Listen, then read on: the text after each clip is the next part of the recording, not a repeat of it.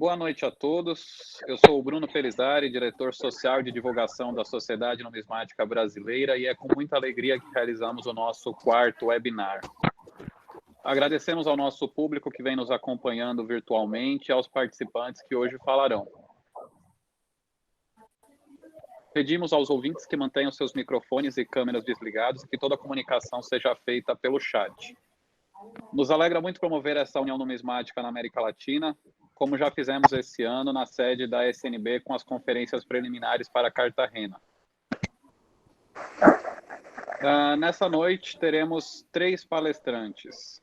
Eu, que além de diretor da SNB também sou advogado, Manuel Villagarcia Noriega, que é numismata, ex-presidente da Sociedade Numismática do Peru, advogado especialista em litígios comerciais e arbitragens internacionais, bem como em temas de patrimônio cultural e subaquático.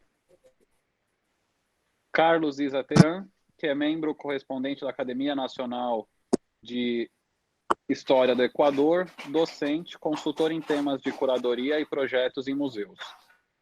Além de possuir várias publicações em numismática, notafilia e filatelia. Agradeço a disponibilidade dos nossos convidados em estarem conosco essa noite. Vamos falar sobre as moedas de Fernando VII, rei da Espanha, e o conceito de patrimônio cultural. Para os nossos amigos de outros países, vou fazer essa breve abertura também em espanhol. Para nossos amigos de outros países, haré esta breve apertura también en castellano. Buenas tardes a todos, soy Bruno Pelizari, director social y de divulgación de la Sociedad Numismática Brasileña, y con gran alegría celebramos nuestro cuarto webinar. Agradecemos a nuestra audiencia que nos ha estado siguiendo virtualmente y a los participantes que hablarán hoy. Les pedimos a los oyentes que mantengan sus micrófonos y cámaras apagados y que todas las comunicaciones se hagan por chat. Estamos muy contentos de promover esta unión numismática en Latinoamérica, como ya lo hicimos este año en la sede de SNB en San Pablo, con las conferencias preliminares para Cartagena. Esta noche tendremos 3 oradores. Yo, que además de ser director de SNB, también soy abogado. Manuel Villagarcia Noriega, numismático, expresidente de la Sociedad Numismática del Perú y abogado, experto en litigios comerciales, así como en temas de patrimonio cultural y subacuático. Carlos Isa Teran, miembro correspondiente de la Academia Nacional de Historia del Ecuador, docente, consultor de temas en curadorías en museos y proyectos museables, y tiene varias publicaciones en numismática, notafilia y filatelia. Para empezar, voy a hablar en portugués sobre el caso de repatriación de patrimonio cultural desde la República Argentina. Para começar, vou falar em português sobre o caso de repatriação de patrimônio cultural boliviano na Argentina. Eu só vou pedir para vocês um minutinho, só para mim poder mutar os microfones de quem ainda está aberto, para que não tenhamos interferências na apresentação. Acho que está tudo bem, perfeito. Desde o ano de 2015, a Embaixada da Bolívia e a Argentina trabalharam juntas para a restituição de patrimônio cultural boliviano e lutaram contra o tráfico ilícito de bens culturais. Um dos casos mais notórios é da apreensão feita no aeroporto Ezeiza, em que o cidadão peruano Osto Pascoal Roman teve 73 moedas macuquinas de prata da Casa da Moeda de Potosí e 5 medalhas apreendidas por infringir as normas aduaneiras da Argentina para importação de mercadoria. As moedas apreendidas após o julgamento, elas foram devolvidas para o governo boliviano por intermédio do seu embaixador na Argentina. Além desse caso, nós também temos o relato de 4 moedas bolivianas que foram devolvidas pelo embaixador do Peru na Argentina. Essa relação bilateral entre a Bolívia e a Argentina permitiu uma cooperação cultural, científica e técnica.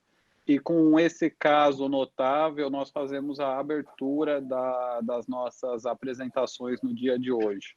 Agora, eu acredito que o Manuel pode explicar um pouco desse caso também para os nossos amigos latino-americanos. Agora, creio que Manuel pode explicar um pouco deste caso a nossos amigos latino-americanos. ¿Vale? Sí, claro, pero preferiría hacerlo al final. Ah, sí, perfecto. ¿Y quiere empezar con las monedas de Fernando? Perfecto, perfecto. Vale.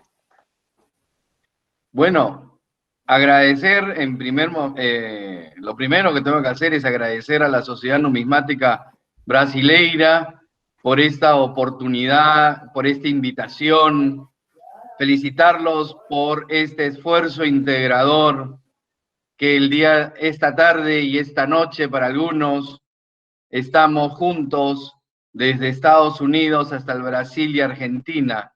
Es un éxito. Y yo soy el primero en abogar por compartir el conocimiento que cada uno debe tener o estar en su propia sociedad, pero debemos compartir el conocimiento.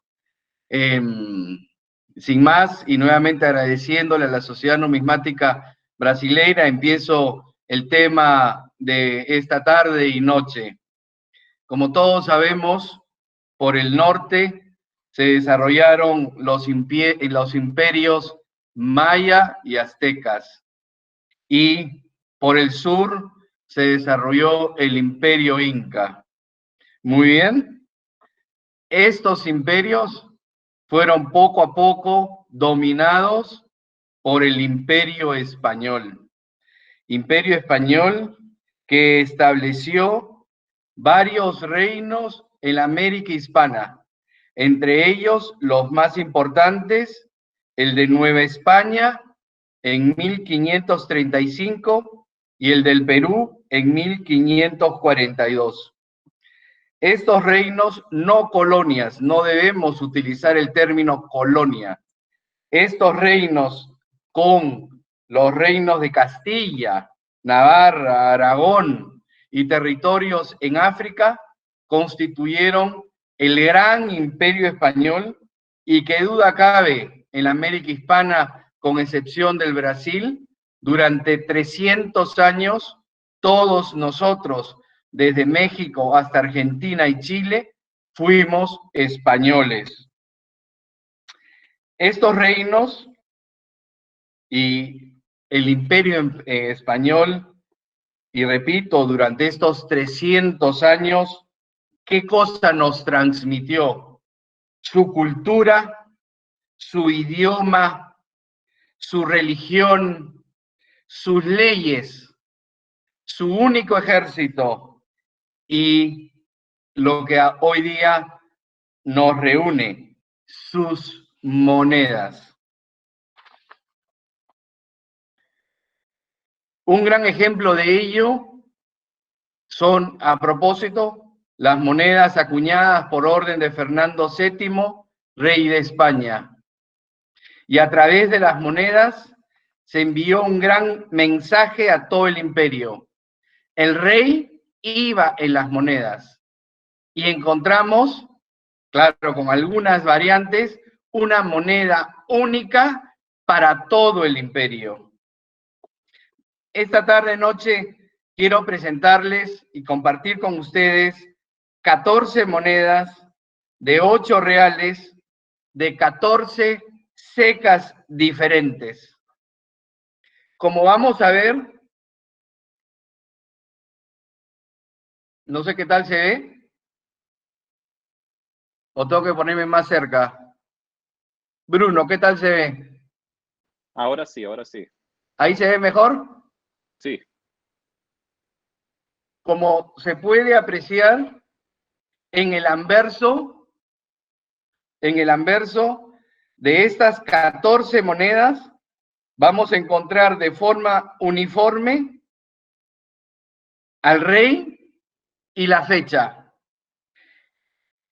Y alrededor de esta moneda tiene la inscripción siguiente: Fernando VII de Gratia.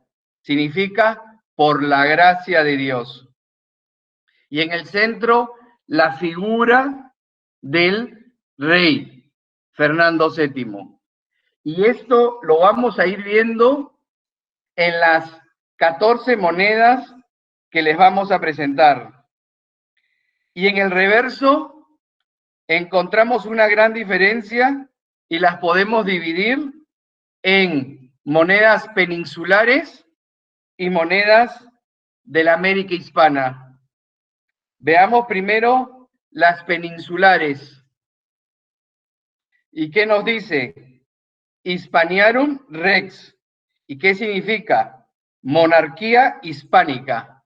Y aquí les presento una moneda de 1811 de la ceca de Valencia.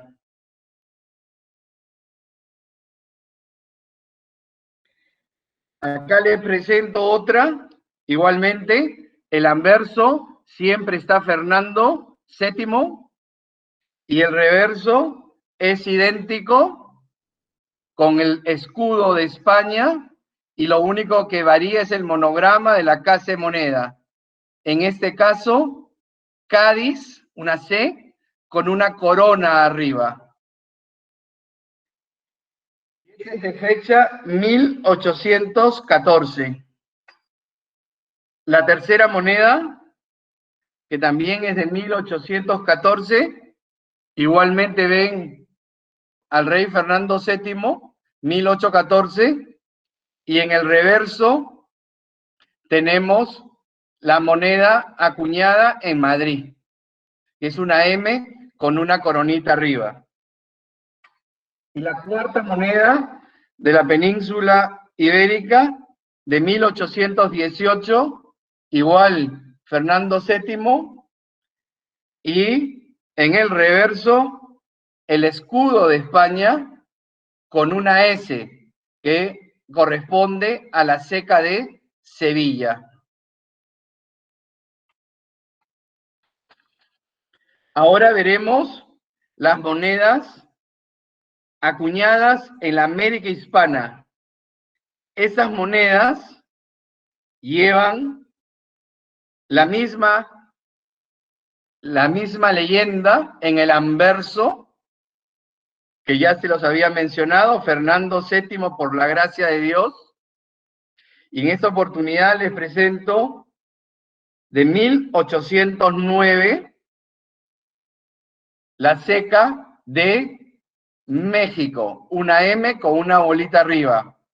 La gran diferencia de estas monedas de la América hispana con las peninsulares es que llevan, además del escudo de España, a los costados las pirámides, las columnas de Hércules y la descripción plus ultra.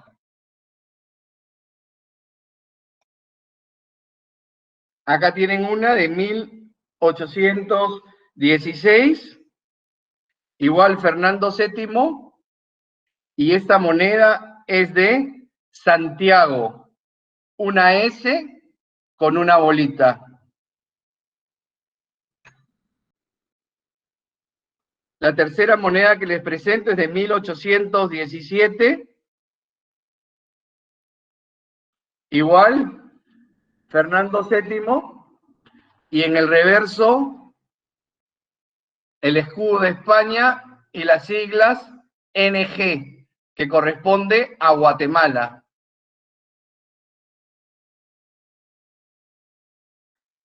Otra moneda de 1818, igual está Fernando, y en el reverso el escudo de España y una ceca, y una Z de Zacatecas.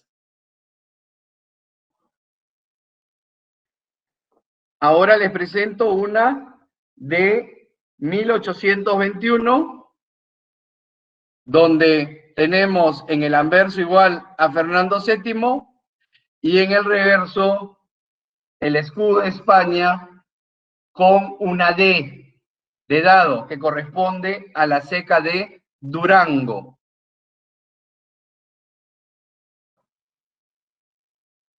Les presento ahora, también de 1821, ven ustedes que los anversos son prácticamente lo mismo, salvo con pequeñísimas variantes, pero trae el mismo mensaje. Y en este caso, esta moneda se acuñó en la ceca de Lima.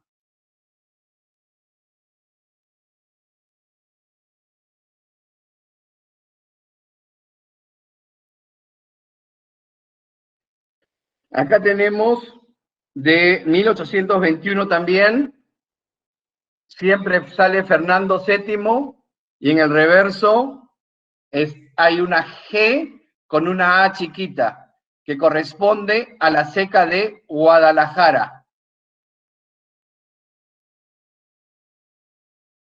Esta es de 1822 y trae como sello de la ceca una G con una bolita, una O dentro de la G, que corresponde a la ceca de Guanajuato. Esta que es de 1824 y que corresponde a la ceca de Cusco. Y finalmente, la 14ª moneda de 1825,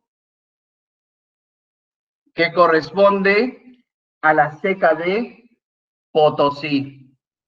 Entonces, ¿qué vemos en estas 14 monedas?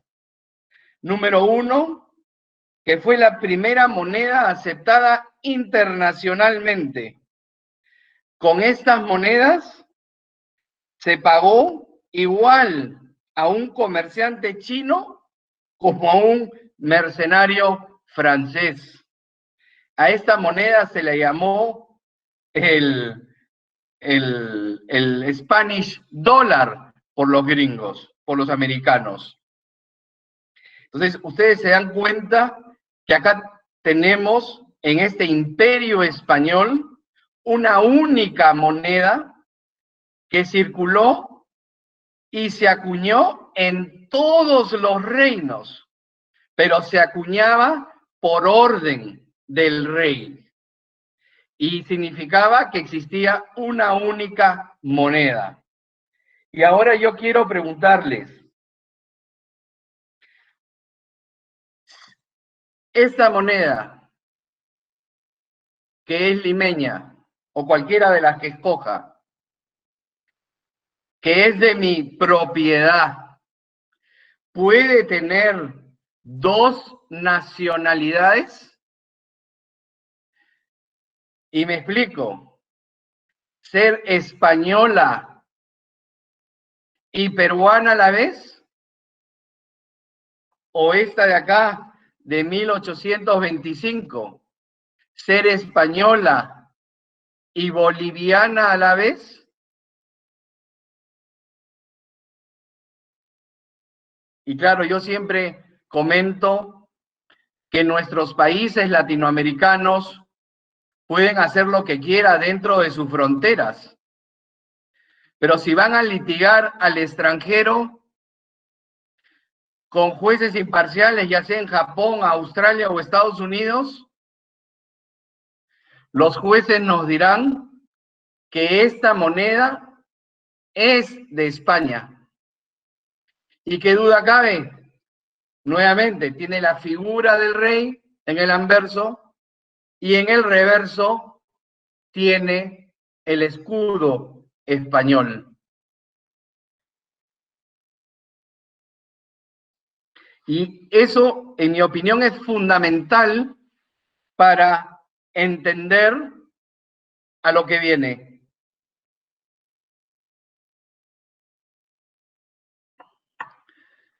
En París, en 1970, en un gran congreso convocado por la UNESCO, se aprobó la Convención sobre las medidas que deben adoptarse para prohibir e impedir la importación, la exportación y la transferencia de propiedades ilícitas de bienes culturales.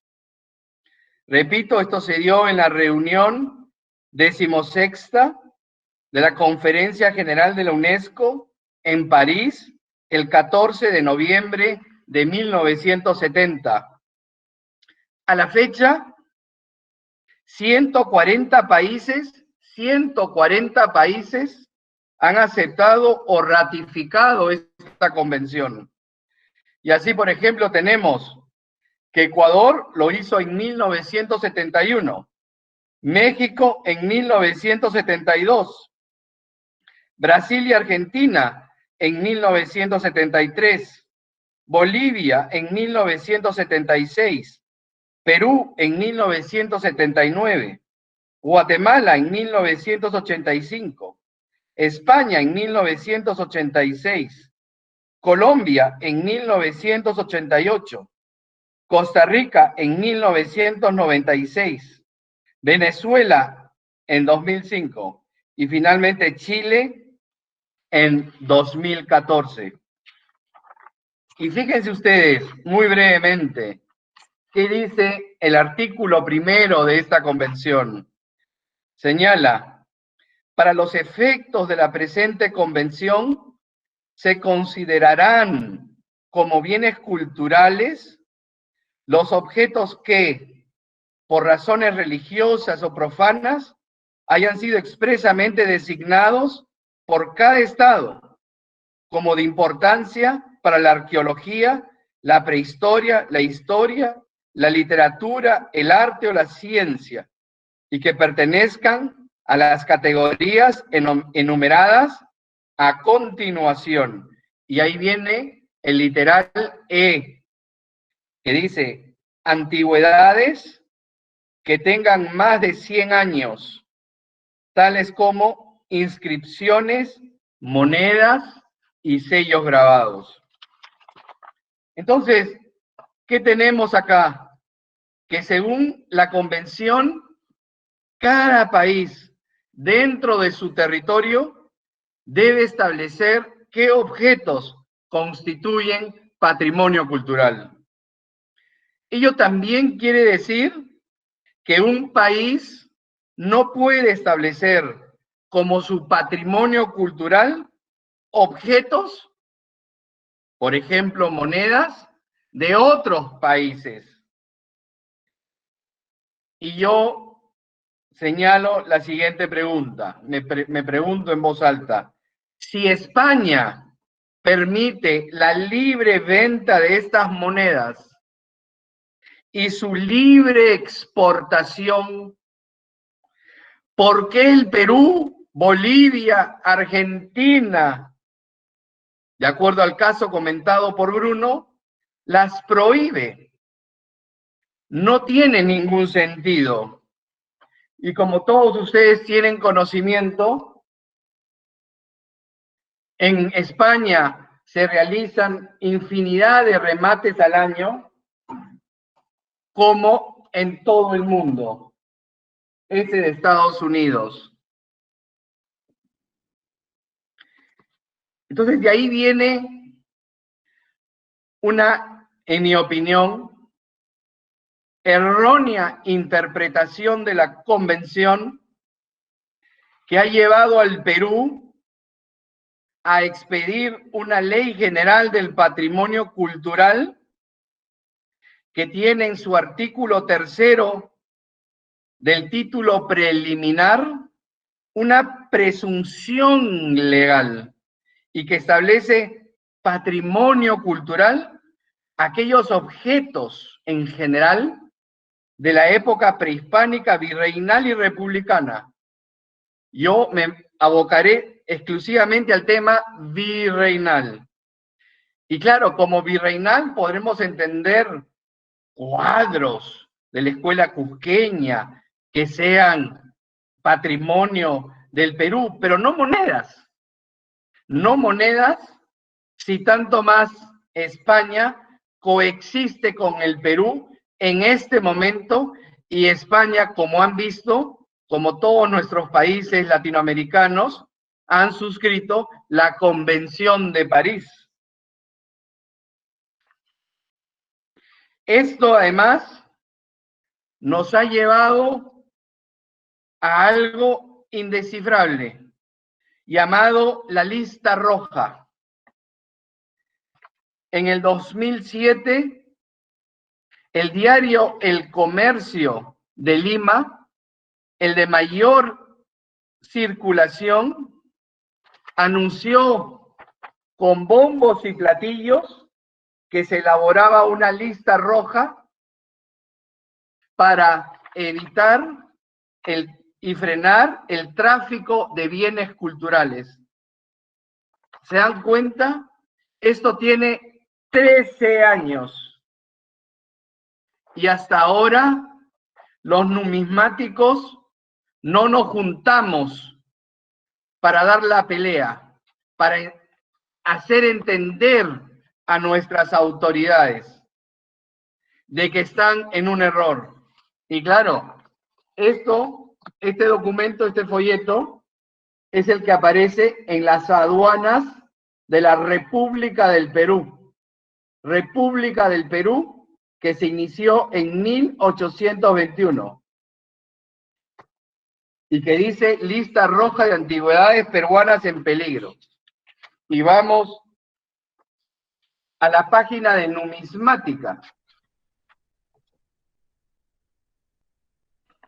Y se los leo y dice, numismática, monedas y medallas de oro o plata de forma circular y a veces irregular, con inscripciones referentes a la corona española o el virreinato del Perú. Repito, con inscripciones referentes a la corona española o el virreinato del Perú. Esto es lo que, en mi opinión, las autoridades del Perú incurren en un gravísimo error. Porque, número uno, en cuestión de numismática no definen patrimonio, si es que lo fuera, las monedas de la República del Perú. Pero no, están regulando sobre monedas españolas. Y como ya comenté, estas monedas no pueden ser de la República del Perú. Y repito, una moneda, cualquiera de estas, no puede ser española y boliviana a la vez. Pero sin embargo, se están dando casos, como el comentado por Bruno, en que un numismático lleva monedas a Argentina y en Argentina se las confiscan porque ven únicamente el monograma de Potosí, pero no ven la figura de un rey y el escudo de un país. No entiendo cómo pueden declarar que les pertenece. Y entonces, lo que opino, y esto va a ir incrementándose lamentablemente, si es que de la sociedad civil no hacemos algo. En mi caso, vengo dando la batalla durante 13 años en el Perú de manera aislada. Yo los convoco a todos a empezar a unirnos en nuestras instituciones y, ¿por qué no?, tratar de llegar a las autoridades. Y repito, esta moneda de Cusco, yo la puedo comprar en este momento libremente en España. Y la puedo llevar de un lado a otro, porque España no me lo prohíbe. Pero resulta que en Perú sí. Entonces, en Perú soy un ciudadano de segunda clase y en España, siendo peruano, tengo más derechos que en mi país. Por supuesto, hay muchos temas por reflexionar.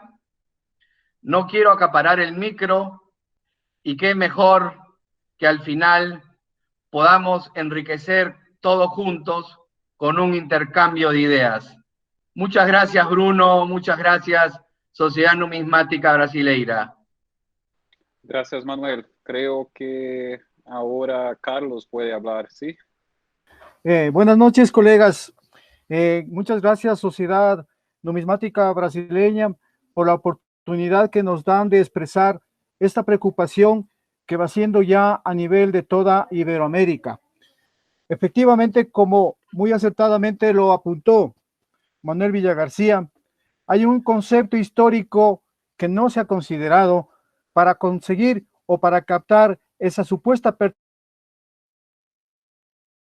pertenencia monetaria.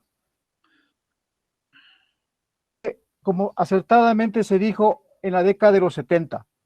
Recordemos históricamente qué es lo que ocurre en la década de los 70 del siglo XX a nivel de una buena parte del mundo de Occidente, concretamente Iberoamérica e incluso España. Cantidades importantes de dictaduras son las que manejan toda la estructura legal, administrativa de los nuevos estados. Entonces, no hubo ningún proceso de reflexión en la creación de los marcos legales, sino simplemente un copia y pega entre un estado y otro para justamente pretender un poco proteger el patrimonio cultural. En el caso ecuatoriano y en el de otros tantos, en efecto, la creación de la Dirección de Patrimonio Cultural en su momento, o Secretaría de Patrimonio Cultural, se circunscribe a la dictadura militar de aquel momento. En esa se establece la Ley de Patrimonio Cultural, que vuelvo a repetir, es bastante parecida en todo el mundo que estamos hoy por hoy conceptualizando, me refiero a Iberoamérica. Y sin temor a equivocarme, me atrevo a decir algunos artículos y algunos alcances en el caso de la ley ecuatoriana que va a ser exactamente igual en todos los estados que hoy por hoy nos estamos refiriendo y que estamos cobijados por el concepto numismático, que es lo que por fin queremos nosotros rescatar, poner en valor y en proceso sobre todo de reflexión. Hay una diferencia importantísima entre los numismáticos de la década de los 70 del siglo anterior a los numismáticos de ahora. Los numismáticos de ahora son personas, investigadores, historiadores, que han dado una puesta en valor al bien moneda, me refiero a la especie monetaria, a través de un proceso de investigación. Pero la pregunta que yo hago es, ¿quién es el responsable realmente de poner en valor el patrimonio numismático, declarándose patrimonio numismático a la especie monetaria? Evidentemente el Estado. ¿Y a través de qué? De sus propuestas curatoriales. ¿Cuáles son esas propuestas curatoriales? Los museos. Entonces, los museos efectivamente son el acervo cultural en donde tienen que estar custodiados, conservados, ¿no? Puestos en valor a través de la investigación y la catalogación, y puestos a disposición de los varios colectivos mediante, en efecto, el análisis histórico. El propietario, entonces, de esos bienes directamente es el Estado, pero el Estado es quien ha invertido para incrementar esas reservas y hacer las propuestas museables que me he permitido comentarles. Ahora bien, como vuelvo a repetir, es importantísimo que analicemos algunos de estos artículos que nos son comunes. Por ejemplo, en la Ley de Patrimonio Cultural, en su artículo 7, dice, decláranse bienes pertenecientes al patrimonio cultural del Estado los comprendidos en las siguientes categorías. Antes de analizar las categorías y los bienes, es importante que conceptualicemos temas elementales. ¿Qué es un bien? Un bien es un objeto que pertenece a alguien. ¿Qué es un bien cultural? Un bien cultural, en cambio, es el que permite, mediante su lectura, interpretación, investigación y difusión, el mantener la memoria colectiva y pervivir en la historia a través de la conservación y la puesta en valor en un museo. Evidentemente, ese bien cultural hablará de una identidad que está intrínseca en sus calidades tanto internas como externas. Vamos a hablar de la simbología cuando hablo de externa. Bien, bien cultural. Ahora vamos a la otra significación. Bien cultural patrimonial. Bien cultural patrimonial, en cambio, abarcaría al concepto de pertenencia. Patrimonio. El patrimonio es del Estado y por ende, reitero, es el llamado a su conservación y puesta en valor. Bien, Con estas ligeras apreciaciones muy elementales, me voy a permitir leerles qué es lo que dice el alcance de la ley respecto de los comprendidos en las siguientes categorías. Y dice la Ley de Patrimonio Cultural, en su literal E: las monedas, billetes, señas, medallas y todos los demás objetos realizados dentro o fuera del país en cualquier época de su historia que sean de interés numismático nacional. Grave. Que sean de interés numismático nacional querrá decir que desde la estructuración de nuestros estados-naciones, ¿no?, después del razonamiento acertado que ha hecho Manuel Villagarcía, después de la conformación de nuestros estados-naciones, entonces, como nosotros no teníamos un cuño identatario, muchos de nuestros países no tenían un cuño identatario después de la independencia, no, fueron creando su propio cuño, su propia moneda, pero a la par, evidentemente, y por el modelo económico del siglo XIX, se utilizaban libras esterlinas, francos y demás. La pregunta, y dólares incluso. La pregunta es, esas monedas que son de otro contexto ajeno, pero que sirvieron en el modelo económico agroexportador, ¿pueden declararse monedas de interés nacional o monedas de importancia y relevancia de patrimonio cultural? Y eso pasa, vuelvo a repetir, en muchos países. Vámonos al siguiente articulado, o mejor dicho, siguiente acápite. En general, todo objeto y producción que no conste en los literales anteriores y que sean producto del patrimonio cultural del Estado, tanto del pasado como del presente, y que por su mérito artístico, científico o histórico hayan sido declarados por el Instituto bienes pertenecientes al patrimonio cultural, sea que se encuentren en el poder del Estado, de las instituciones religiosas o pertenezcan a sociedades o personas particulares. Los abogados me sabrán decir, o mejor dicho, yo contesto con una pregunta. ¿Puede el Estado manejar un concepto de apropiación solamente por el hecho de colocar en la ley eso?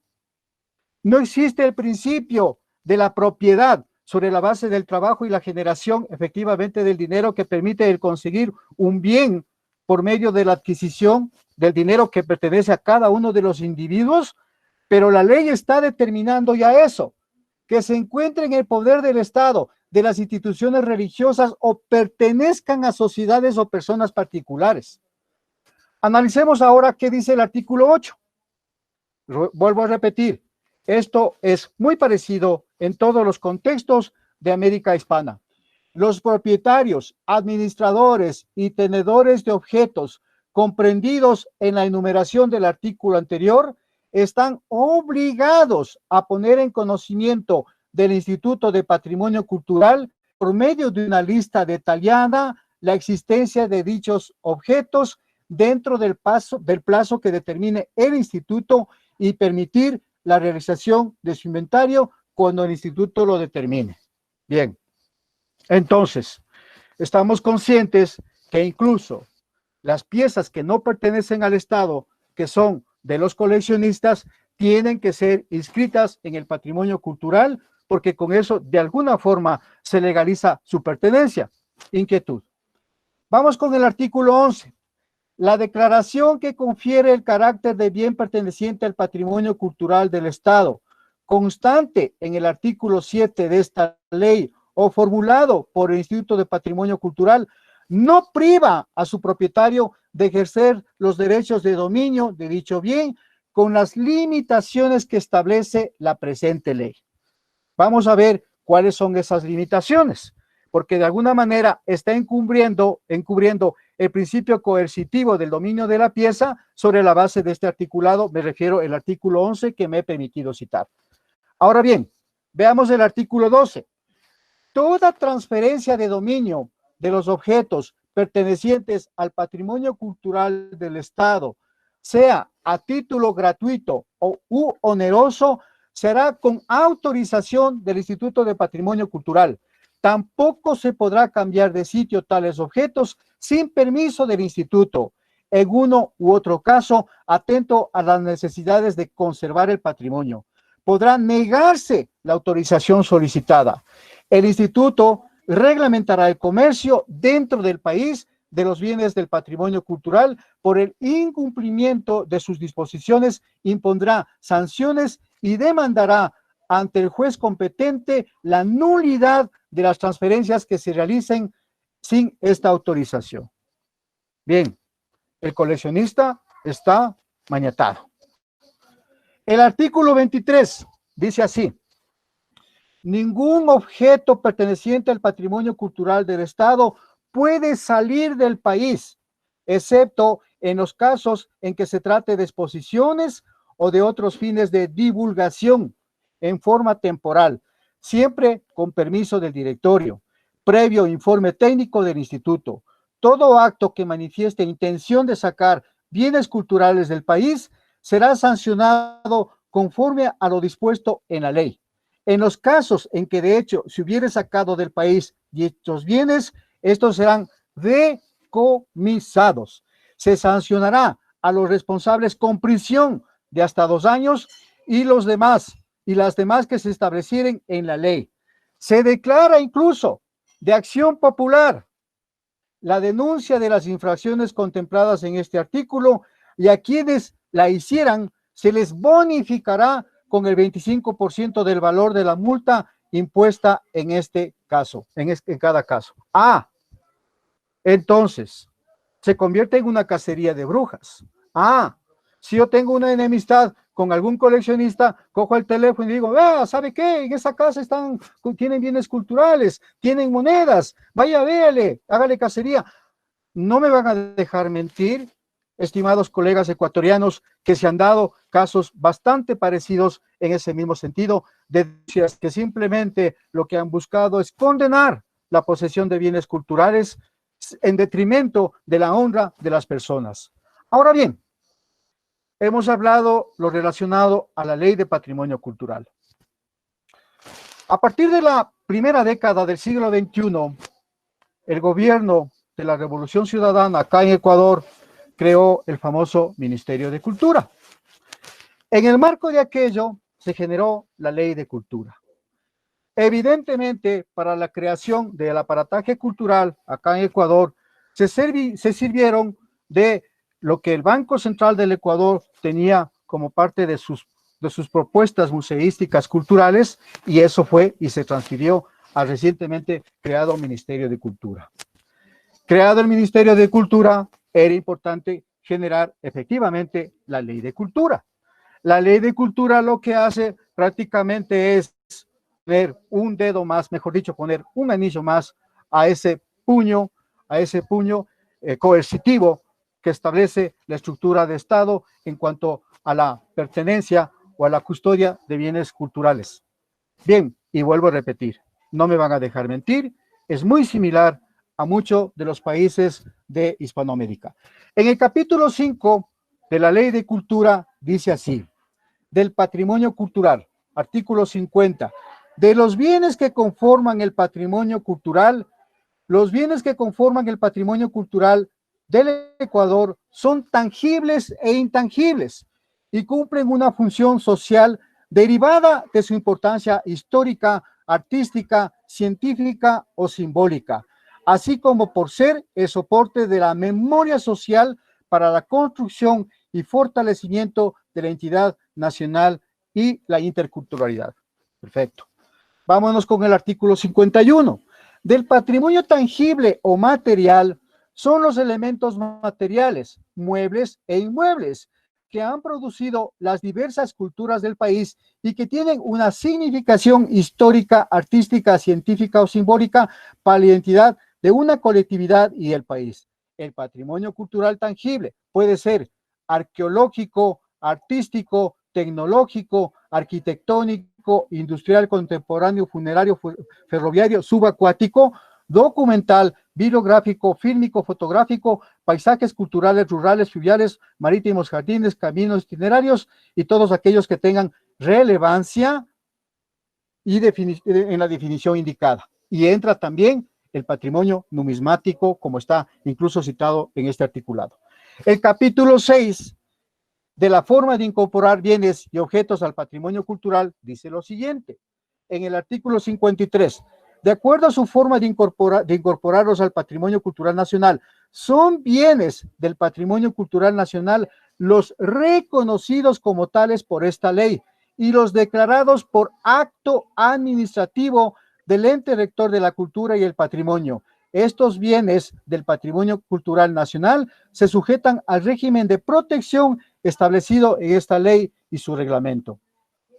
Y sigue así, el artículo 54, de los bienes y objetos pertenecientes al patrimonio cultural nacional, en virtud de la presente ley, se reconocen como patrimonio cultural nacional y, por tanto, no requieren de otra formalidad aquellos bienes que cumplan con las siguientes consideraciones. Vamos a las consideraciones, que es a la parte que nos interesa. Los bienes muebles de la época colonial y republicana, con al menos 100 años, como dibujos, pinturas, esculturas, monedas, medallas, talla, objetos de orfebrería, etcétera, etcétera, etcétera, que hayan sido construidas en dichas épocas o elaboradas.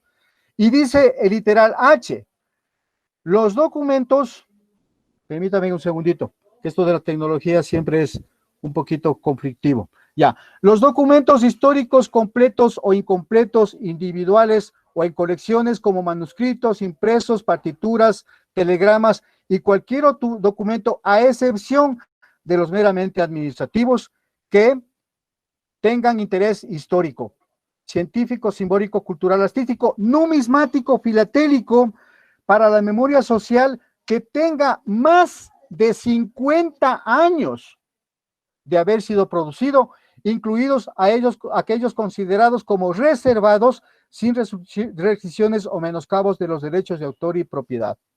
En nuestro caso incluso es más grave, 50 años. Coloquialmente habíamos comentado antes de estas reuniones que hemos tenido a lo largo de esta etapa de pandemia, ¿no? Que si la puerta de mi casa tiene 100 años y en este caso 50 años, ya es declarada patrimonio cultural. Pero como estamos analizando, en efecto, hay de por medio una declaratoria. Entonces habrá que ayudarles a decir cuáles son los bienes culturales y cuáles no, ¿no es cierto? Bien, sigamos un poco más. Y con eso creo que más o menos ya logró terminar los articulados. El artículo 55 de la Declaratoria de Bienes Patrimoniales Nacionales, en todos los casos no previstos para reconocimiento de bienes del patrimonio cultural nacional, por disposición de esta ley, deberá mediar una declaración por parte del ente rector de la cultura y del patrimonio. La declaración como bien del patrimonio cultural nacional conlleva la incorporación del mismo a un régimen de protección y salvaguarda especial por parte del Estado en sus diferentes niveles de gobierno y en función de sus competencias. Perfecto. Entonces, seguimos fundamentándonos en el principio de la lógica. Son bienes declarados del patrimonio cultural ecuatoriano, peruano, colombiano, boliviano, los que han sido comprados con el presupuesto del Estado y que el Estado tiene la obligación de conservarlos, preservarlos, investigarlos y ponerlos en valor a través de las ofertas museísticas que tiene el Estado o los gobiernos autónomos descentralizados. Sencillo. Hasta ahí es nuestro punto de interpretación sobre la base de la lógica. Vamos al artículo 56 del proceso de declaratoria de bienes del patrimonio cultural nacional. El proceso de declaratoria es de carácter reglado, técnico y metodológico, emitido por el ente rector de la cultura y el patrimonio. Se realizará sobre la base de un informe técnico emitido por el Instituto Nacional de Patrimonio Cultural, el que considerará el carácter progresivo y dinámico de los conceptos y bienes emergentes que se califican como patrimonio cultural por cada sociedad y tiempo. Bien, un poco extenso y largo, pero vuelvo a repetir, necesario la exposición de articulados y reglamentaciones que existen. Nos permite incluso clarificar en qué terreno estamos pisando. Incluso si interpretamos la ley, o si mejor dicho, de alguna manera logramos consensuar, inteligenciar, si es que vale el término decirlo así, debería generarse un marco o una normativa mediante la cual efectivamente esa famosa lista negra, que es lo que nos molesta en muchos de los países, realmente se restrinja única y exclusivamente a los bienes que son del Estado. Porque lo otro, el señor Pérez, el señor Gualoto, el señor Morales, han invertido un dinero para incrementar y crecer sus colecciones. Qué dramático que resulta incluso el hecho que nosotros salgamos con algunas de nuestras monedas para hacerles sellar, empaquetar, catalogar en instituciones que están dedicadas para eso afuera y nos encontremos con la ingrata circunstancia de que no nos dejen sacar esas piezas. Colegas ecuatorianos también no me van a dejar mentir. Se han dado acá en Ecuador 2, 3 circunstancias anómalas en que uno de nuestros colegas coleccionistas ha pretendido vender unas piezas, se reúnen en un cafetín, en un centro comercial, en un mall. En el momento en que están haciendo el proceso de la negociación, viene un séquito de 50, 60 policías, le meten preso a la persona que está vendiendo, le hacen una acusación particular y después de 2, 3 días que ha legalizado la pertenencia de esas monedas le dejan libre, pero para eso ya le metieron preso. Entonces, queridos colegas, esta reunión, esta inquietud que nosotros nos permitimos extenderlas hacia ustedes y que se va a objetivizar a través de una encuesta, lo que busca es que ya hagamos una acción que se convierta en legal y en oficial. Ya no somos los coleccionistas de la década de los 70 del siglo XX. Ahora hay todo un movimiento importante, hay todo un proceso de poner en valor a través de la investigación de las publicaciones nuestras del patrimonio cultural, pero no por eso, por un dinero que nosotros hemos invertido o alguna donación o incluso por alguna cesión por medio de una herencia, estos pueden ser tratados con herramientas coercitivas.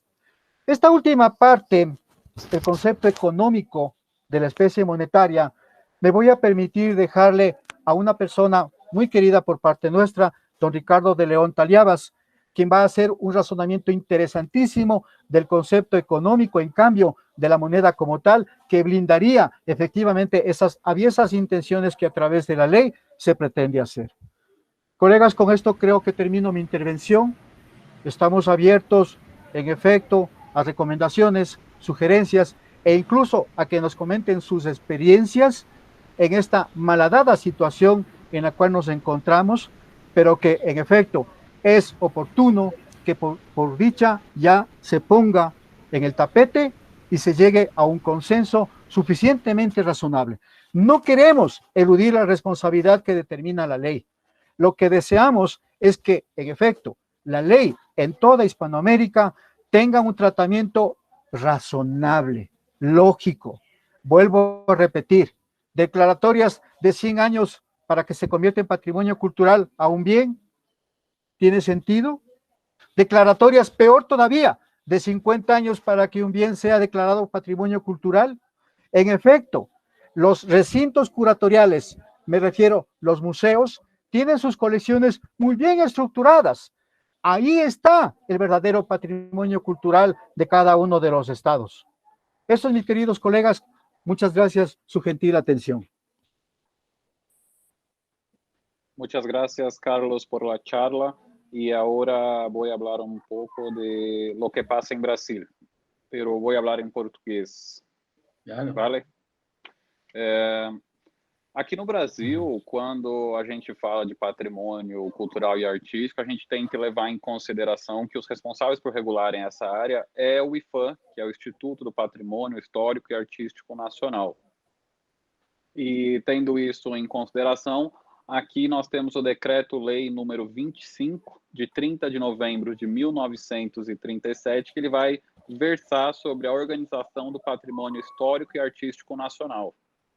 No seu artigo 1º, ele vai declarar que constitui o patrimônio histórico e artístico nacional o conjunto dos bens móveis e imóveis existentes no país, cuja conservação seja de interesse público e por sua vinculação a fatos memoráveis da história do Brasil, quer por seu excepcional valor arqueológico ou etnográfico, bibliográfico ou artístico. Já no seu artigo 2º, ele nos traz que a presente lei se aplica às coisas pertencentes às pessoas naturais, bem como às pessoas jurídicas de direito privado e de direito público. Então, essa definição do que constitui esse patrimônio histórico e artístico nacional, ela vai se aplicar tanto àqueles bens pertencentes à União, aos estados, como àqueles bens pertencentes aos particulares. Essa mesma lei de 1937, ele não permite a venda para o exterior por particulares, né, bens pertencentes a pessoas jurídicas de direito privado ou a pessoas naturais, de coisa que tenha sido tombada. Então, esse processo de tombamento é o registro nos livros do IPHAN de algum bem. Então, quando esse bem é registrado nos livros do IPHAN, não é possível fazer a venda para o exterior. E no caso de alguém tentar fazer essa venda, a coisa será sequestrada pela União ou pelo Estado em que se encontrar. Então, se houver alguma denúncia de algum bem tombado sendo vendido para o exterior, esse bem ele vai ser tomado pela União. E a mesma lei também vai dizer que no caso da transferência de posse por venda, isso aqui dentro do Brasil, a União, os estados e o município têm preferência de compra. Ou seja, assim que esse item registrado nos livros do IPHAN for ser disponibilizado à venda, primeiro deve ser comunicado à União, os estados e o município, para caso eles queiram, eles adquiram esse item, e caso eles não tenham interesse, aí sim esse item entra à venda para todos.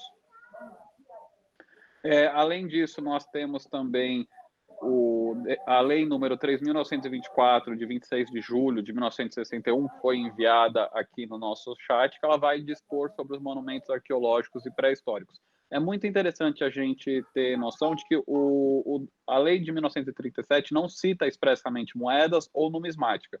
Essa menção ela só vai aparecer na lei 3.924, que, como foi bem enviado aqui no seu artigo número 20, vai dispor que, só um minutinho, que nenhum objeto que apresente interesse arqueológico ou pré-histórico, numismático ou artístico poderá ser transferido para o exterior sem licença expressa da Diretoria do Patrimônio Histórico e Artístico Nacional, constante de uma guia de liberação na qual serão devidamente especificados os objetos a serem transferidos. Aqui o que é interessante a gente notar é que existe a palavra apresente interesse arqueológico ou pré-histórico e numismático. E a nossa grande dificuldade é a gente saber quais peças de fato apresentam esse interesse, né? Se são qualquer moeda ou se são moedas com tiragens muito limitadas.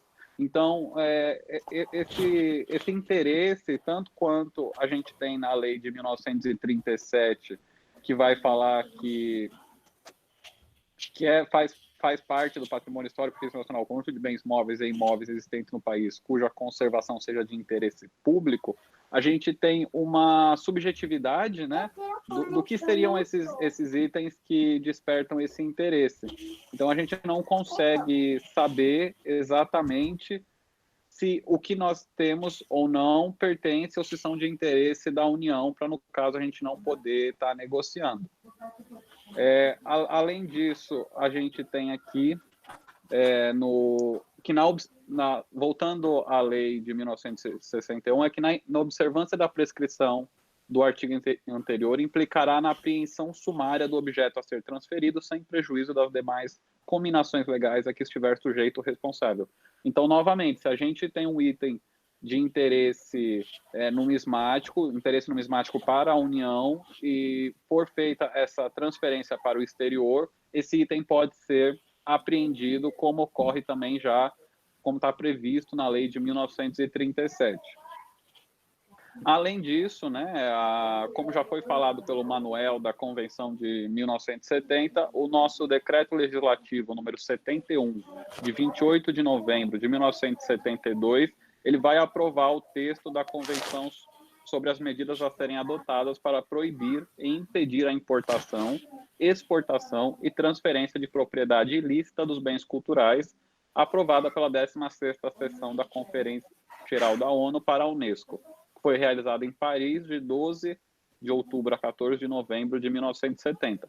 Então, essa convenção ela é extremamente importante para nós termos noção de algumas coisas. Então, essa convenção é o que vai ter escrito que os itens com mais de 100 anos devem ser protegidos. Só que, novamente, a gente entra nessa discussão de que se de fato todos os itens acima de 100 anos merecem essa proteção, se eles são de interesse da União. Porque, como nós bem sabemos, existem moedas brasileiras de 120 anos que a tiragem é de milhões de peças. Então, esses itens merecem ser protegidos, esses itens devem ter a sua venda barrada para o exterior. Eu, particularmente, acredito que não. Nós temos que levar em conta de que as peças numismáticas, elas são feitas, elas são cunhadas de uma maneira muito abrangente, então são milhares, milhões de peças que foram feitas e que não necessariamente essas peças apresentem interesse para a União. Então é muito importante a gente ter isso em mente, né? E que a gente tem o que nós chamamos de zona cinzenta legal, que vai fazer com que essas disposições fiquem muito a cargo dos governos e do judiciário, porque, de fato, a gente não consegue saber se esses itens apresentam interesse, né? Por isso que a gente sempre tem uma preocupação muito grande quando vai levar alguma moeda para o exterior ou vai vender alguma moeda para alguém de outro país, porque a gente não sabe se a gente está infringindo a lei ou não, se esse item de fato se enquadra na lei, se ele é de interesse da União, ou se não, se ele é um item que a gente pode comercializar livremente sem nenhum problema. Então, a lei de 1961 ela é muito interessante, mas, ao mesmo tempo, ela deixa de novo aquela dúvida aberta de que se o item que eu tenho em mãos, de fato, apresenta um interesse numismático. E eu deixo, então, complementando as apresentações feitas pelo Carlos e pelo Manuel, dessa dúvida de como nós devemos nos enquadrar, né, a nível global, a nível da América Latina, nessa questão da regulação do patrimônio cultural e artístico nacional. E obrigado a todos que estão nos acompanhando essa noite.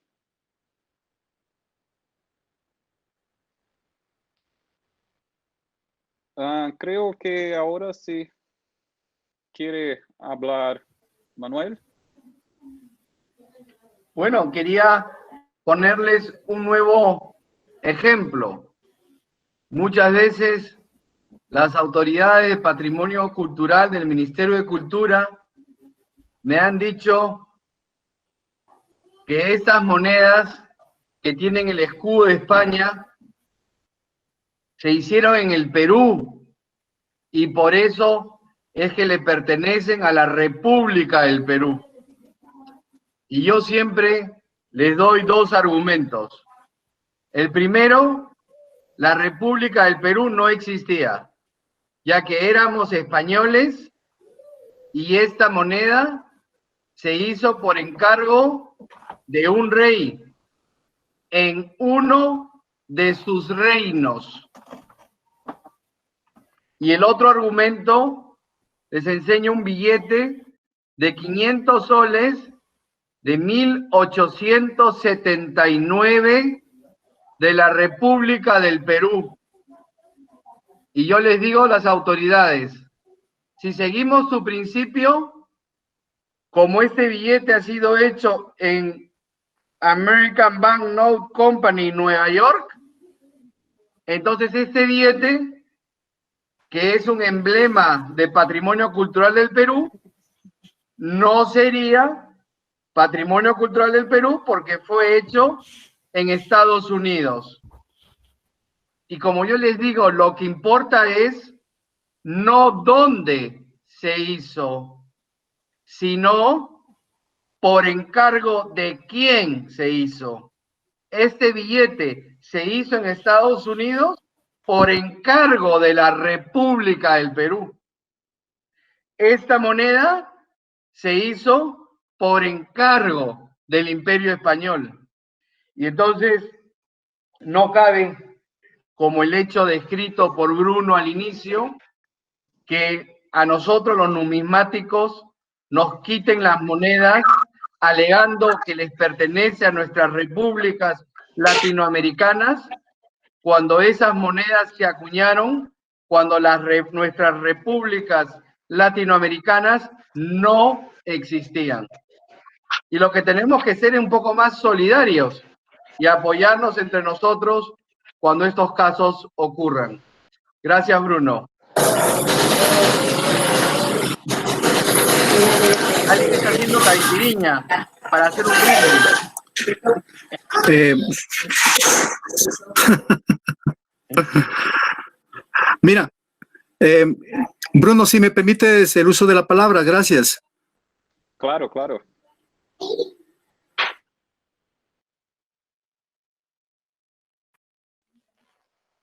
Que también es importantísimo mencionarlo, ¿no?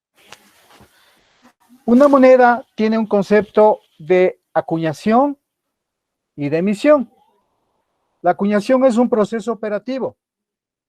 La emisión corresponde al Estado o a la estructura virreinal, en este caso concreto, que permite su utilización con la venia del rey y por ende está inserto un escudo de armas para que sea aceptado en la relación de comercio. ¿Qué es lo que ocurría antes de la estructuración de las casas de acuñación?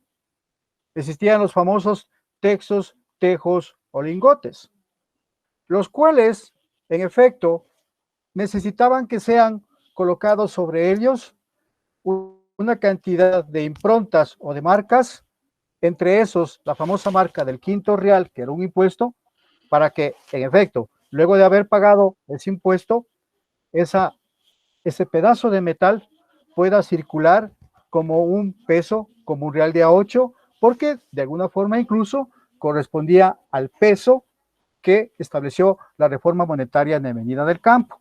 ¿A qué voy?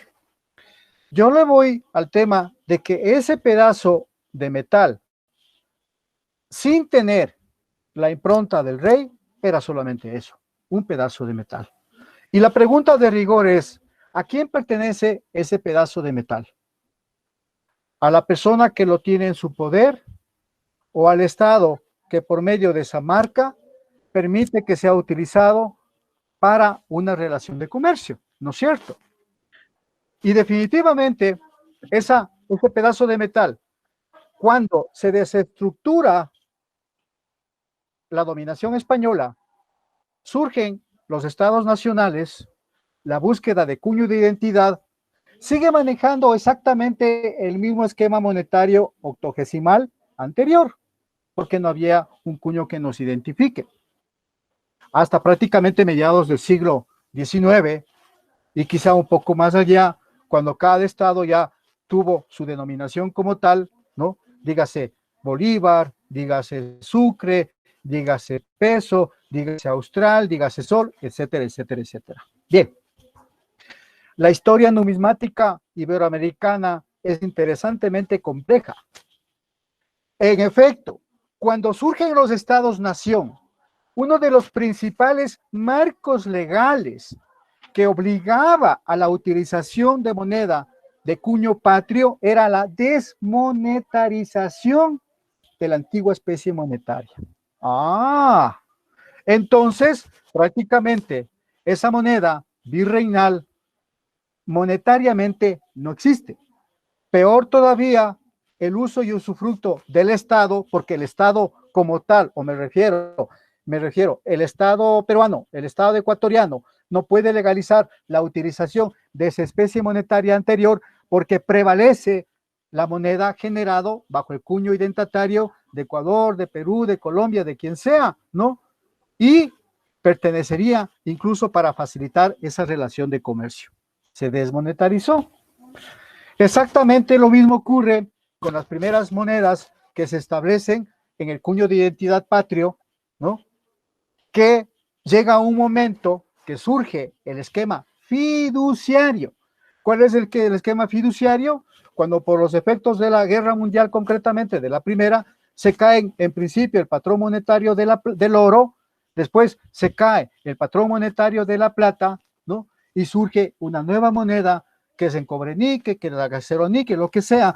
Y el principio, en efecto, para que esa moneda pueda circular, me refiero al fiduciario, es desmonetarizando también la antigua moneda. Incluso en muchos de nuestros países, este proceso de desmonetarización consistió en agujerear a las monedas para que no circulen. Por ende, ¿cuál era su valor? El peso en plata. ¿Y quién es el que la tenía? El que la coleccionó, el que la guardó, el que la mantuvo y nada más. Esa moneda es propiedad del Estado.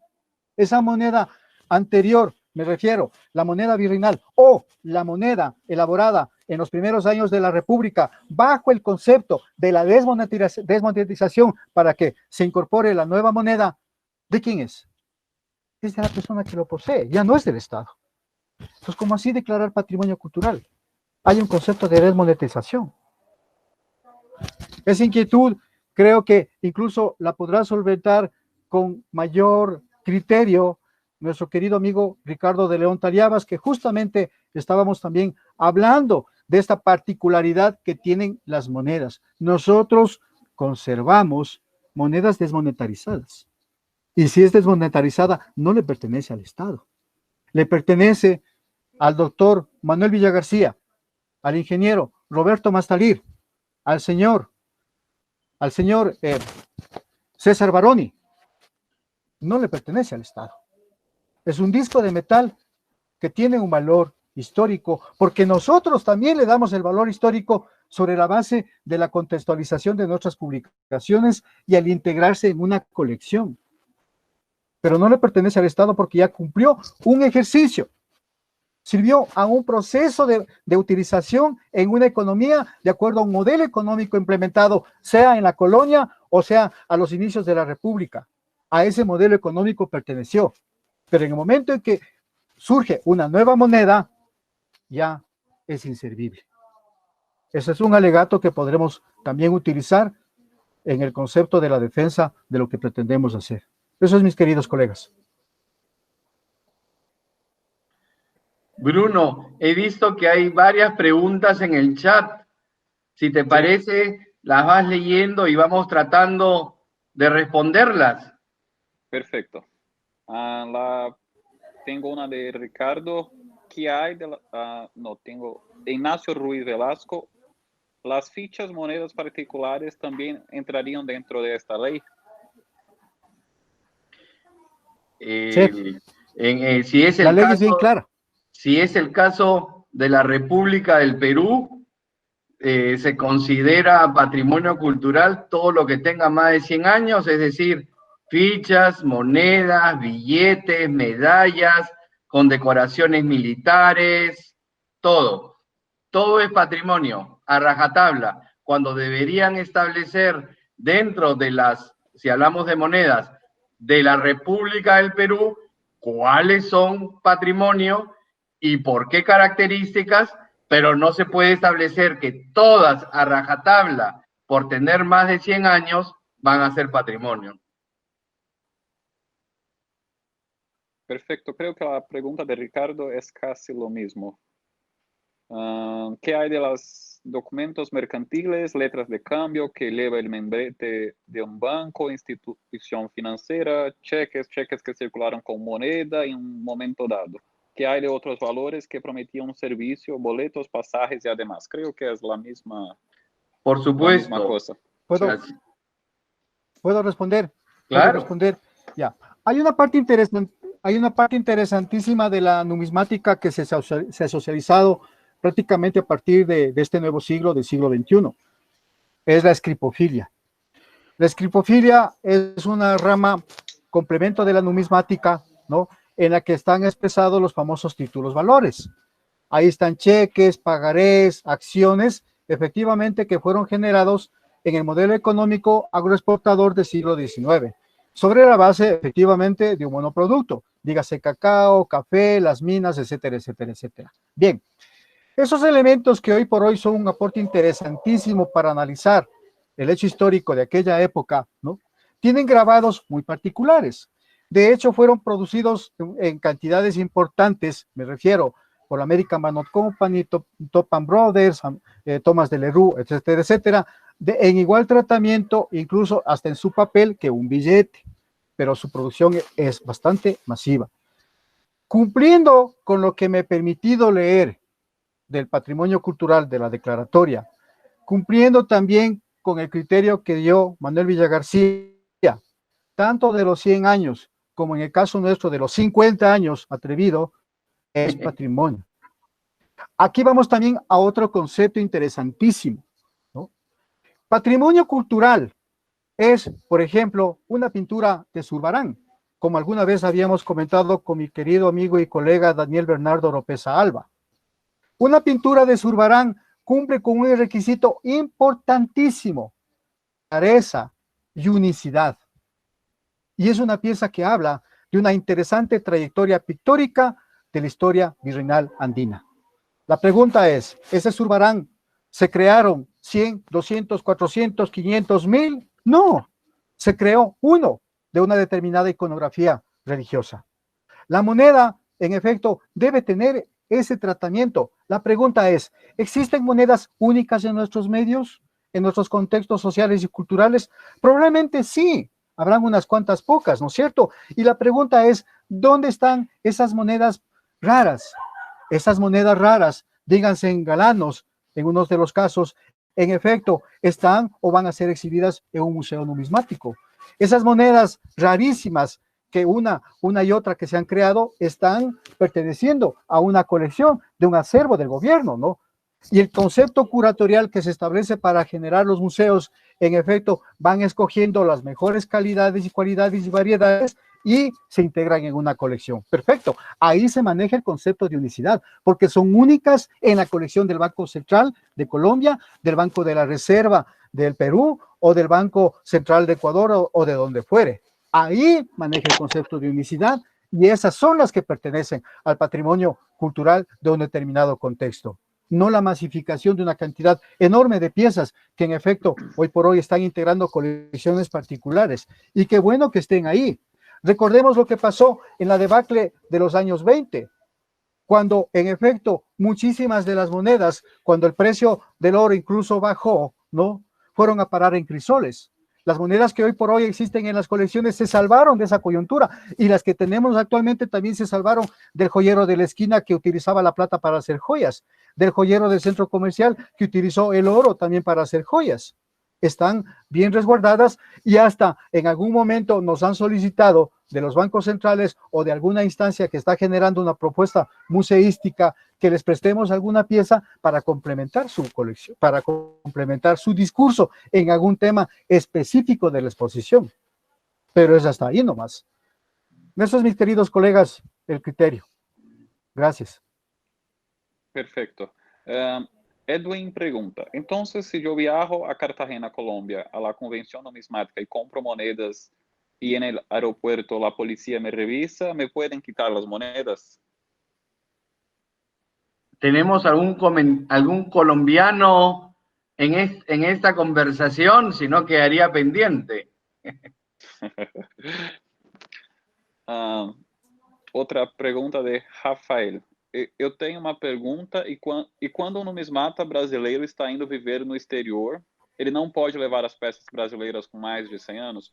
Rafael, nesse caso, nós entramos naquela zona cinzenta legal de que a gente não sabe ao certo se você pode sair com a sua coleção do Brasil ou não, porque depende se essa coleção tem interesse para a União. Nesse caso, o procedimento legal correto seria comunicar o IFAM que você vai estar deixando o país para morar fora, e se essa moradia vai ser permanente, né, se você vai se mudar de fato para fora do Brasil e não vai mais voltar, ou se isso é provisório, se você vai sair, ficar alguns meses a trabalho e depois retornar com essa coleção.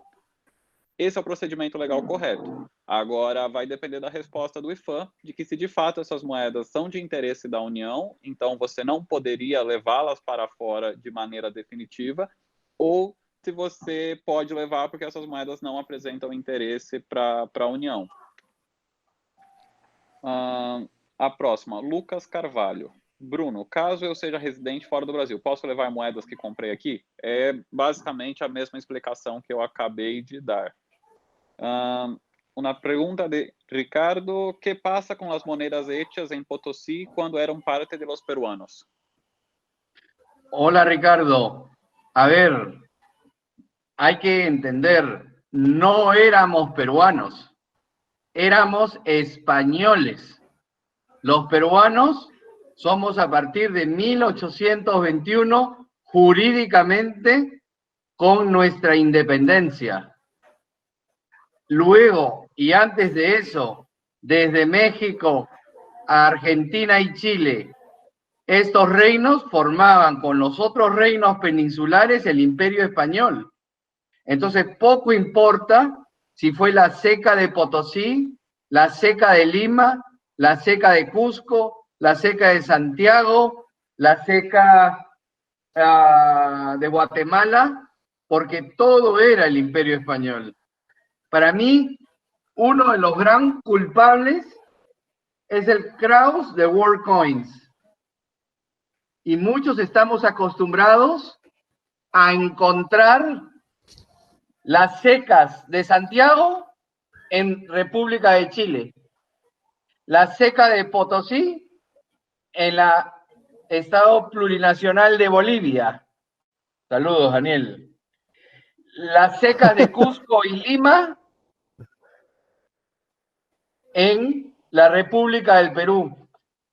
Pero es lógica esa catalogación, es lógica cuando tiene un escudo y tiene un rey que nos refieren a España.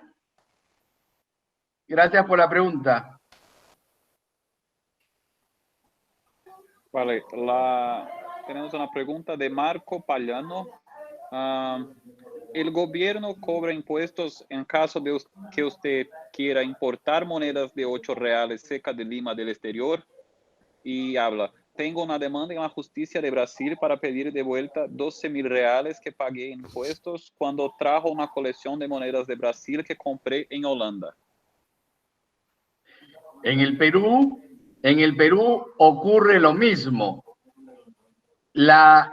En principio, si la aduana detecta la importación, es decir, de afuera del Perú hacia adentro, probablemente va a incautar las monedas alegando que es patrimonio cultural.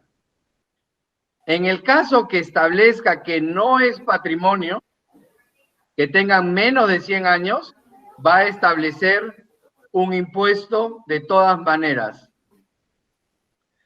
Bruno, Daniel quería hablar. Sí, puede hablar. Muy agradecido, estimadísimo Bruno.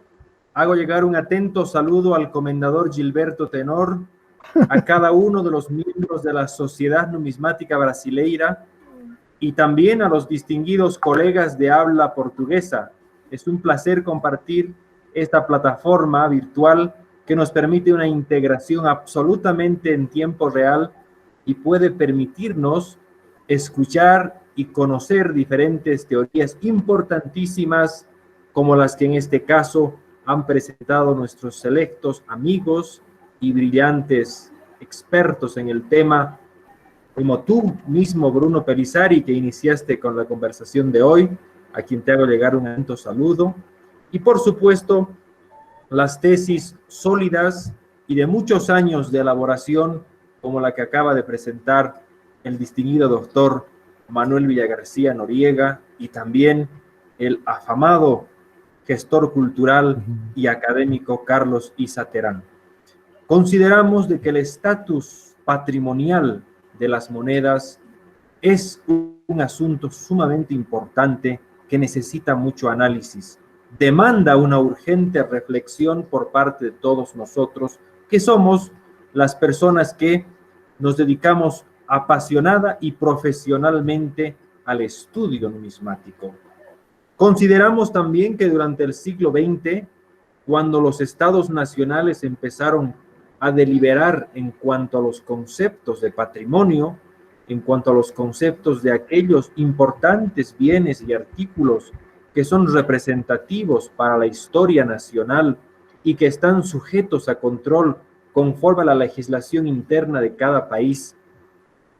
En aquel periodo histórico se omitió, por supuesto, una correcta interpretación numismática, porque también nuestra ciencia no estaba en un grado de profesionalización y de avance tal cual el que vivimos en pleno siglo XXI, en esta segunda década ya. Durante el siglo XIX, la numismática emerge como una parte prácticamente supeditada a la arqueología, con un objeto de estudio importante, pero no autónomo. Durante el siglo XX, la numismática tuvo más que todo un esplendor en cuanto al coleccionismo, entendido como acopiar gran cantidad de circulante monetario, ya sea billete, moneda o títulos valores, por su gran interés y curiosidad. Pero ya a finales del siglo XX, la numismática empezó a convertirse en una ciencia realmente académica, con parámetros críticos de reflexión histórica muy profundos, con una metodología especializada. Y actualmente podemos decir que la numismática, entendida claro desde la perspectiva académica, se ha convertido ya en una especialidad dentro de la misma ciencia de investigación histórica. De ahí que tengamos tratados sumamente importantes de historia dedicados únicamente al estudio de la moneda, desde aquellos pioneros realizados en el siglo pasado por Alejandro Rosa en Argentina, Toribio Medina en Chile, o el célebre y conocidísimo documento publicado por Burcio en Argentina también. Consideramos de que la numismática ha podido ya llegar a un punto de madurez importantísima en la que se le pueda dar la categoría de ciencia con interlocutores sumamente válidos, como muchos presentes acá, que podrían fundamentar solventemente una postura institucional del sector numismático frente a los estados nacionales, concretamente para tocar el asunto del estatus patrimonial de las monedas, concretamente para reflexionar en la pertinencia de registrar objetos numismáticos o filatélicos en las listas del patrimonio protegido de cada país. Nosotros estamos en el deber de orientar tanto a bancos centrales, emisores de monedas y tutores del régimen monetario de cada país, como también estamos en el deber de reflexionar conjuntamente con los ministerios de culturas, con las instituciones dedicadas a legislar el asunto del patrimonio cultural de cada país, con las comisiones especiales de las asambleas y de los congresos nacionales que modifican, que crean y que conforman nuevos decretos y leyes. Y también, por supuesto, estamos en el deber de producir documentos 100% académicos, 100% profesionales, que pueden servir de sustento o de opinión jurídica en caso de necesidad para que los estados tomen las más atinadas decisiones en cuanto a este tema. Concretamente, en esta situación de pandemia, en el que nuestra movilización y nuestras actividades están muy venidas a menos por las restricciones de distanciamiento social y salud pública, hemos ganado en otra parte, en esta misma coyuntura, mayor posibilidad de poder investigar, trabajar en trabajo archivístico, trabajar en documentos, en la elaboración de tesis con mayor esmero, pues tenemos un poco más de libertad de tiempo y estas plataformas de comunicación virtual son el escenario ideal para que podamos intercambiar opiniones. Yo estoy plenamente convencido de toda la historia en torno a la fragata Nuestra Señora de la Merced, sobre la posesión, la propiedad de las piezas, la participación de la demanda peruana en ese caso, y creo de que todo este proceso jurídicamente representativo para nosotros es ya un antecedente muy importante de estudio. El doctor Villagarcía Noriega y el académico Carlos Isa han citado institutos de derecho internacional como la Convención de París del año 70 y también han citado el sistema jurídico nacional de cada país. Por supuesto, nosotros deberíamos empezar a generar un discurso muy razonado, fundamentado en derecho, reflexionado con la práctica y ante todo enriquecido con el conocimiento histórico, con predilección el conocimiento numismático, para empezar a proponer en foros nacionales e internacionales una nueva interpretación de aquello que debemos entender por patrimonio numismático y de aquello que realmente debemos entender como bienes del patrimonio cultural de cada país. Celebro ampliamente la realización de este evento.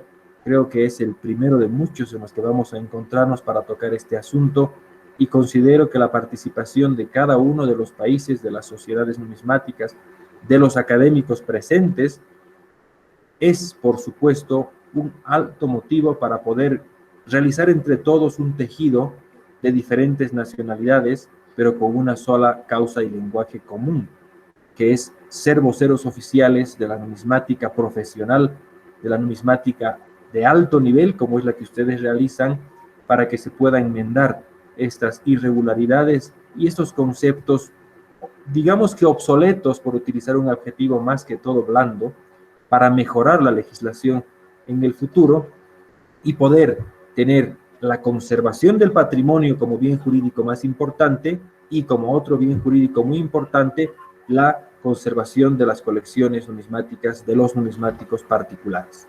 Les hago llegar a todos un atento saludo. Como parte del Comité Internacional de Historia Numismática que actualmente organiza Cartagena 2020, como presidente del Comité Internacional, les hago llegar a todos mi más fraternal saludo, mi felicitación a los oradores y mi deseo de seguir cultivando esta reflexión, ahondando los detalles, haciendo una especialización en cada caso concreto para sacar una tesis novedosa, nacida de todos nosotros y que tenga resultados en nuestros países.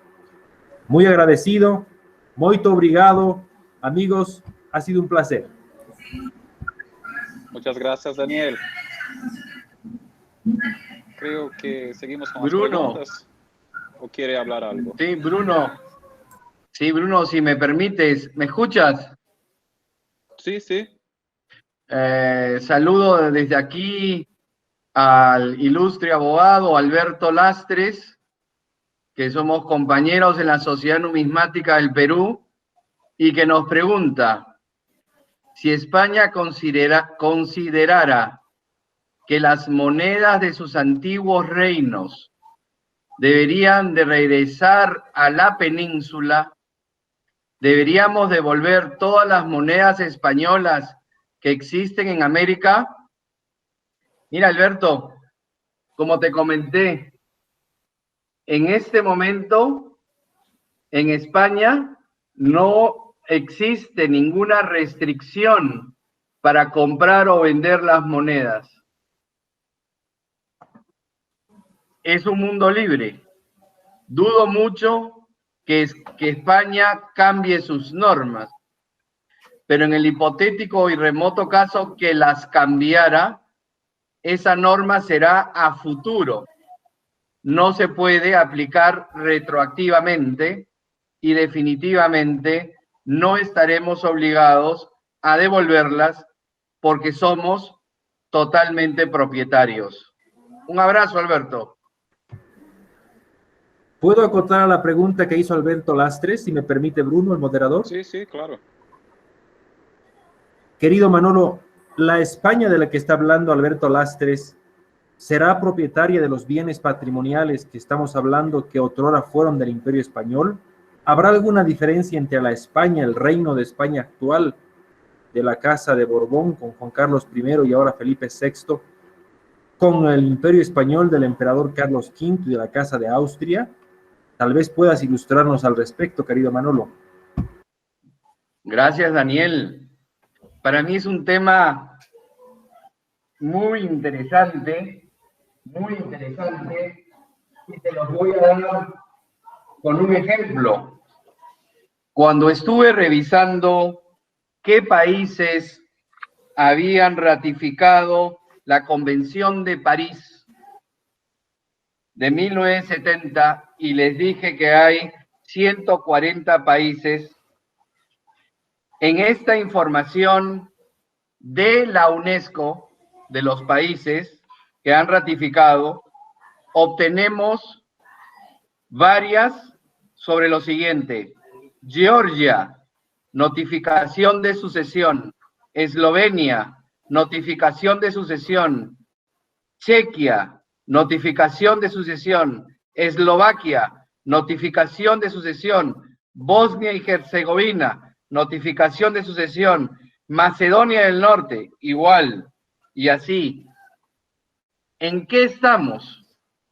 En un concepto moderno de sucesión de países. Y ya no solamente lo digo yo, esto está en la UNESCO, y ha registrado a los nuevos países que ratifican la Convención de París del 70, es decir, países que han venido a existir después de 1970. Ese ejemplo yo lo aplico al Imperio Español. ¿Quiénes somos los sucesores del Imperio Español? ¿Qué duda cabe? El Reino de España en su actual península y una partecita al frente de África. ¿Y quiénes más? Todas las repúblicas de nuestros países latinoamericanos. Y de ahí el concepto de que nuestros países pueden tocar la puerta a España y si no un arbitraje internacional para recuperar el 50% de las 600.000 monedas del caso de Odyssey. No sé, Daniel, si respondo a tu pregunta. Ampliamente, Manolo, y creo que es un asunto importante para la mesa de diálogo en algún programa venidero. Un abrazo. Eu tenho uma pergunta de Brasil. Evandro Parreiras. Bruno, existe algum debate sobre o pertencimento histórico dessas peças que podem ser identificadas pela sua origem, Lima, México, Chile, Potosí, mas que receberam recunho no Brasil, por exemplo? Evandro, nesse caso, a gente vai ter uma peça que pertencia a algum vice-reinado espanhol e que ela foi recunhada aqui no Brasil. Então, essa peça, ela passa a pertencer à numismática brasileira. Então, o pertencimento histórico, nesse caso, seria para o Brasil ou, consequentemente, Portugal, se a gente entrar no debate de que as peças que foram feitas a mando de Portugal pertencem ao patrimônio cultural de Portugal, ou se as peças que foram feitas aqui no Brasil pertencem ao patrimônio cultural do Brasil. Então, seria mais ou menos nessa linha de análise. E o Everton Villaron perguntou qual a proposta da CNB sobre o assunto. A proposta da sociedade, na verdade, é realizar essa conferência para que possamos debater como isso é tratado em toda a América Latina e, conforme for, a gente desenvolver algum documento que talvez dê alguma direção para o poder público regular isso. Só que aí a gente tem dois caminhos a serem seguidos. Fazer esse documento para que seja orientado como esse patrimônio, quais são as peças que realmente têm história, interesse nacional, e talvez acender um alerta para o IPHAN deles aceitarem isso e fazerem uma regulação da maneira mais correta possível. Ou a gente também tem a contrapartida de que pode sair alguma nova diretriz que nós não vamos gostar. Então, a gente fica sempre nessa dúvida se a gente deve proceder de uma maneira que desperte a atenção ou que faça com que eles olhem para a numismática, ou se a gente deve deixar como está e, no caso, analisar caso a caso, judicialmente, se for necessário, aplicando os conceitos no caso concreto. Então, é muito complicado esse tema aqui no Brasil, ele cria um debate muito grande, porque, de fato, a gente não sabe qual que é o melhor caminho a ser tomado. Acho que eu tirei a dúvida dos dois, e eu tenho uma pergunta de Ricardo de León. ¿Y si España deseara sus monedas de regreso, hay que enviarlas a los italianos y a los griegos todas sus monedas también? Sería un punto de no acabar. Ricardo, ¿cómo estás?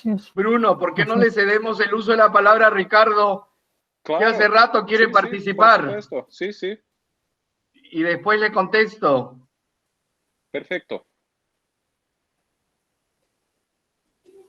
Ricardo.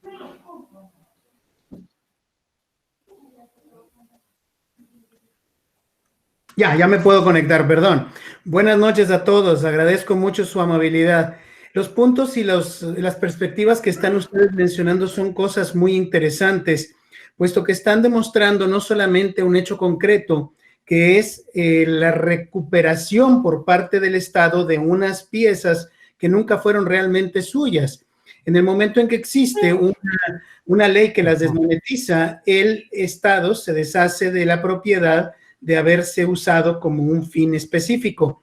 Ahora, en este caso, creo yo, lo más importante que habría que contemplar es cuál es la perspectiva internacional al respecto, porque tú has mencionado casos específicos de preguntas, por ejemplo, gente que compra o adquiere monedas de Perú en Inglaterra o en Estados Unidos y que vienen de regreso a ese país. Yo siento, en mi opinión, que la mayor parte de la gente ha tratado de dejar esto a que empiece a correr primero con un país, después con el otro y así sucesivamente hasta ver hasta dónde pueden llegar. Y creo que estamos en un punto o en una coyuntura muy interesante para poder todos de alguna manera reunirnos en nuestros países y elaborar algún documento específico para poder atajar con toda legalidad desde un punto de frente común esta situación que empieza a afectar de una manera real y tangible, no solamente a los coleccionistas, sino a los inversionistas de esto. Y encima, cuando estás hablando de que alguien haga una convención, pues ya no va a llevar ninguna moneda peruana a Perú, y eso es una tontería del tamaño del mundo, porque están negando cultura a los peruanos en este caso, o a los ecuatorianos y eventualmente a los mexicanos. Entonces, yo siento que este es un grupo muy interesante y muy brillante, donde se podría empezar a elaborar algún documento para que esto no quedara simplemente en las palabras o en el intercambio de ideas entre nosotros, sino empezar a tomar alguna base un poco más concreta. Les reitero mucho el agradecimiento de que me hayan permitido expresar mi opinión y estoy a sus órdenes para cualquier comentario. Por demás está decir que me encuentro extraordinariamente iluminado con todos los pareceres que han estado haciendo los disertadores de esta noche, porque están hablando de perspectivas internacionales distintas de la que vivo yo. Muchísimas gracias. Gracias, Ricardo. Manuel, ¿quiere hablar? Bueno, él nos preguntaba, ¿y si España deseara sus monedas de regreso, hay que enviarles a los italianos y a los griegos todas sus monedas también? Sería un punto de no acabar. A ver, acá me parece que estamos confundiendo aquí dos conceptos. ¿Quién es propietario de esta moneda? Soy yo. Ahora, ¿esta moneda es patrimonio cultural de España? No. ¿Y de el Perú? Sí. Entonces no entiendo. ¿Cómo no es patrimonio cultural de España y del Perú sí? Entonces, eso como principio. Y entonces, que España vaya a reclamar monedas que se han encontrado en Italia o en Grecia, pues francamente dudo mucho. Dudo mucho. Ahí también estaba viendo a César Corrales. César, ¿cómo estás? Ya se fue. No se encuentra César. Pero sí quiero hacer una acotación para nuestro querido amigo Carlos Isa, por favor. Dale. Gracias. Querido Carlos, según el razonamiento que tú hiciste sobre la legislación concreta del Ecuador, en tu país los artículos y los bienes patrimoniales con 100 años, según la Convención de París, o 50, según el texto que tú has leído, adquieren la calidad de bien jurídico protegido. Desde esa perspectiva y con ese razonamiento, querido Carlos, en el año 2050, las monedas de $1 centavo de dólar, de 25 centavos, los décimos y las monedas de 50 centavos acuñadas en Norteamérica que funcionan como moneda de curso legal y corriente en el Ecuador, estarán en esa misma categoría, se convertirán en patrimonio del Ecuador. Mira, mi querido Daniel, acertado tu comentario y bastante oportuno. Qué absurdo.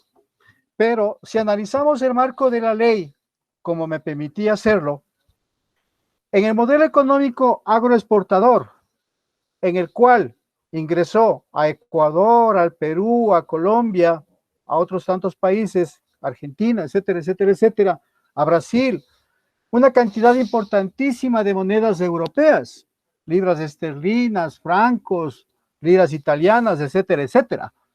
Resulta que con ese marco de la ley, como fueron monedas que se utilizaron en determinado momento histórico, podían ser declaradas patrimonio cultural. Entonces, sobre la base de tu interesante reflexión, mi querido amigo Daniel Bernardo, habrá que empezar a coleccionar los dólares. Pero la pregunta de rigor es esa. ¿A nosotros como ecuatorianos nos identifica esa moneda? ¿Tenemos algo en esos caracteres, en esa gráfica de esos dólares que hable de nuestro contexto cultural? No, definitivamente no. Y sobre todo, como acertadamente ya se ha dicho en el transcurso de esta noche, finalmente, ¿quién es el propietario? ¿Es España? ¿Es el Perú? ¿O es don Daniel Bernardo Oropeza Alba, que tiene ese disco de metal desmonetarizado? Que a nosotros, como acertadamente utilizo tus palabras también, mi querido Bernardo, Daniel Bernardo, somos unos apasionados en la investigación.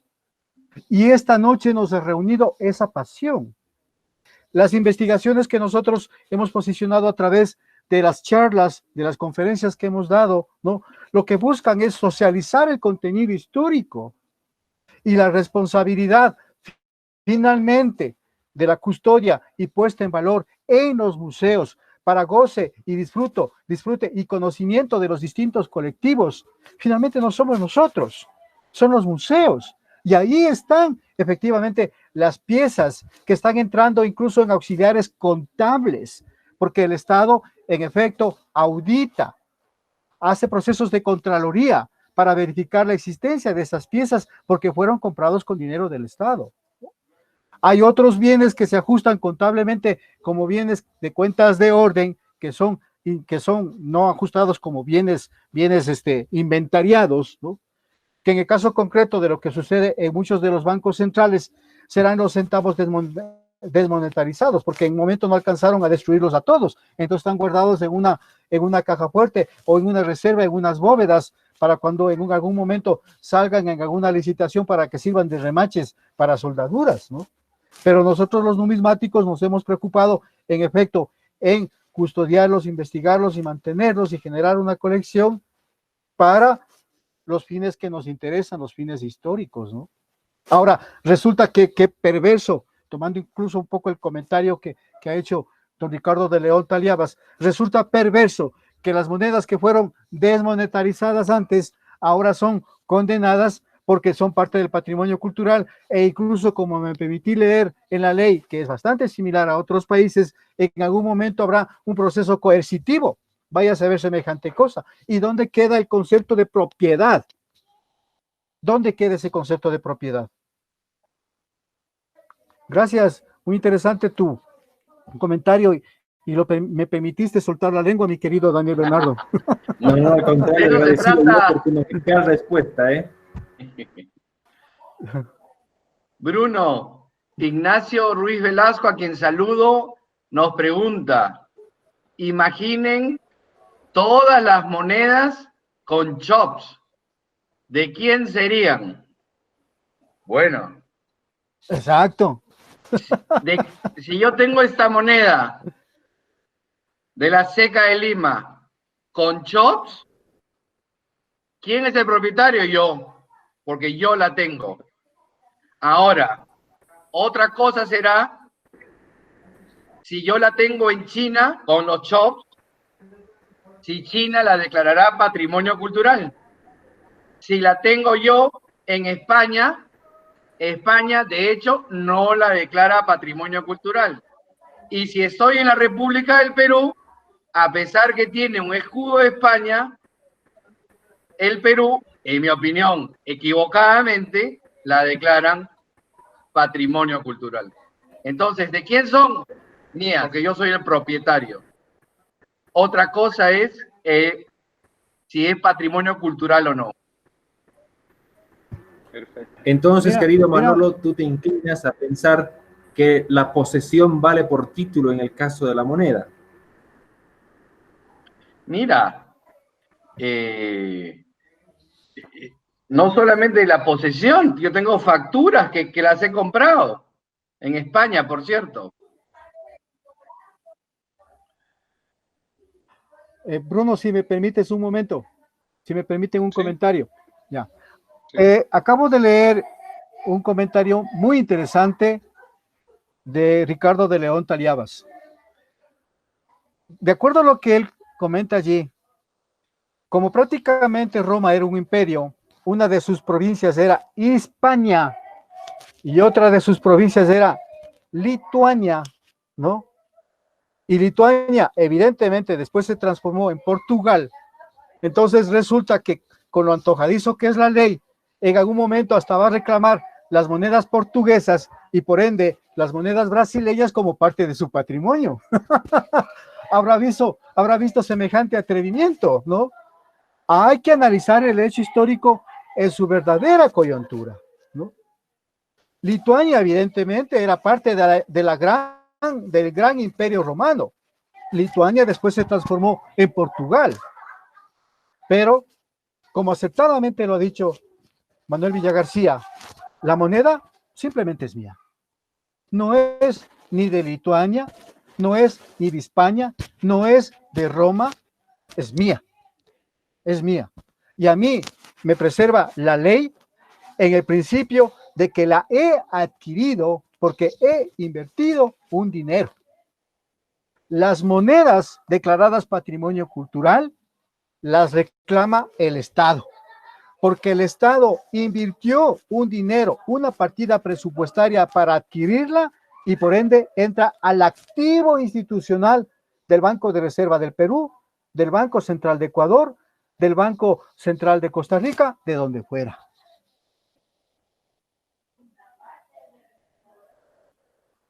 Eso es, mis queridos Perfecto. colegas. Creo que no tenemos más ninguna pregunta.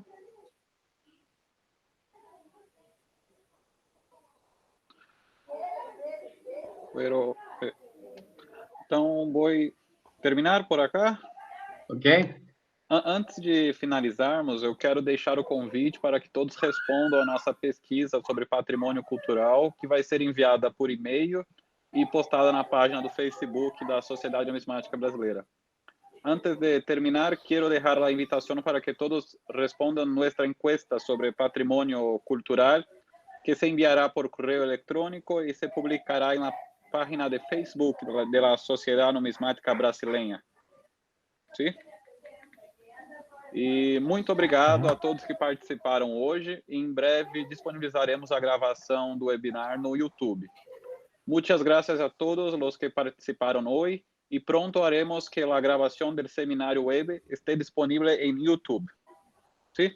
Gracias a todos.